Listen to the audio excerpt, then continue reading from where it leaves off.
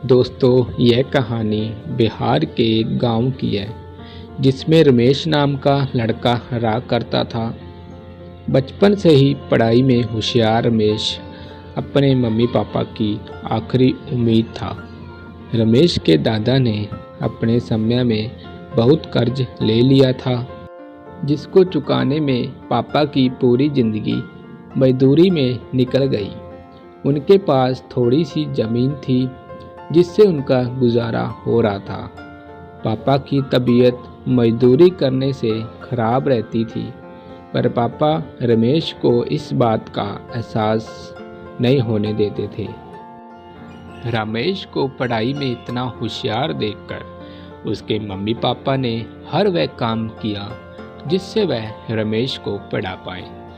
रमेश की कॉलेज की पढ़ाई खत्म हो गई थी और वह एक छोटी सी नौकरी करने लगा जिससे उसका खर्चा निकल जाता और साथ में वह कलेक्टर बनने की तैयारी भी कर रहा था।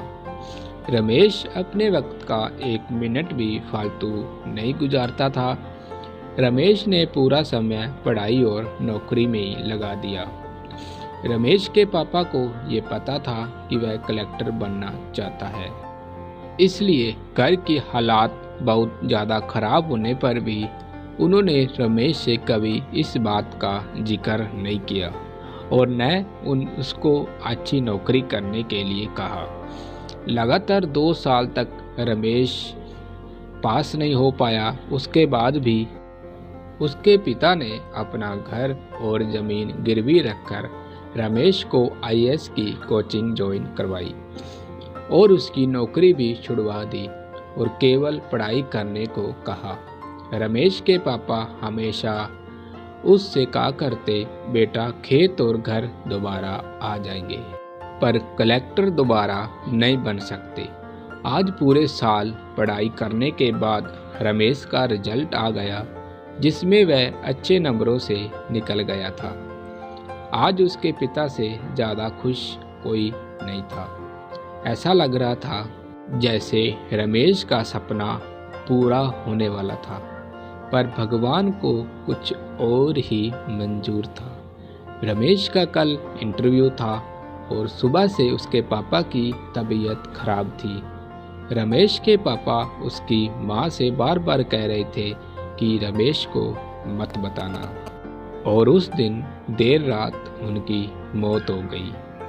अब एक माँ जिसकी गोद में उसका पति गुजर गया और वह अपने दर्द को भुलाकर अपने बेटे की जिंदगी के बारे में सोच रही थी। माँ ने पड़ोसियों तक को इस बात का एहसास नहीं होने दिया कि उसका पति अब नहीं रहा। पूरी रात ऐसे ही रोई कि आवाज़ भी न निकली, और सुबह रमेश जब इंटरव्यू देने जाने लगा तब माँ और पापा के आशीर्वाद के लिए उसने माँ को कॉल किया।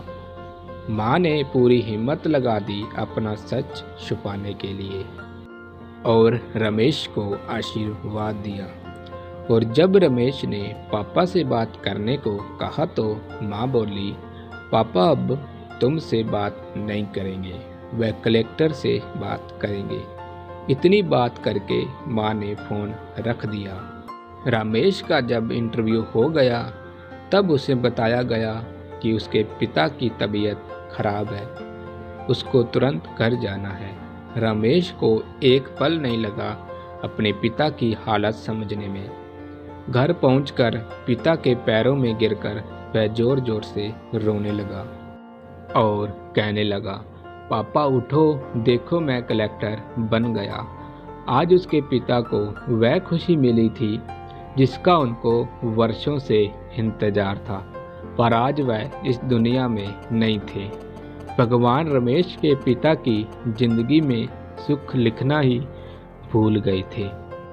पहले वह अपने पिता के कर्ज में जिंदगी भर मजदूरी करते रहे और फिर बेटे के सपनों में फिर घर और ज़मीन गिरवी रखनी पड़ी। वह जिंदगी में कर्ज लेकर आए और कर्ज लेकर चले गए।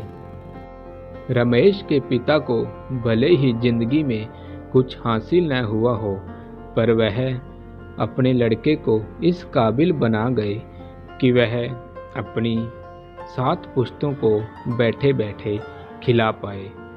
रमेश की माँ ने जो उस रात किया, जिसको करने का जज्बा बहुत कम लोगों में होता है। जब रमेश कलेक्टर बनकर घर आया, तब माँ ने रमेश से कहा, बेटा, तुम आज इतने बड़े बन गए हो कि हजारों गरीबों का भला कर सकते हो।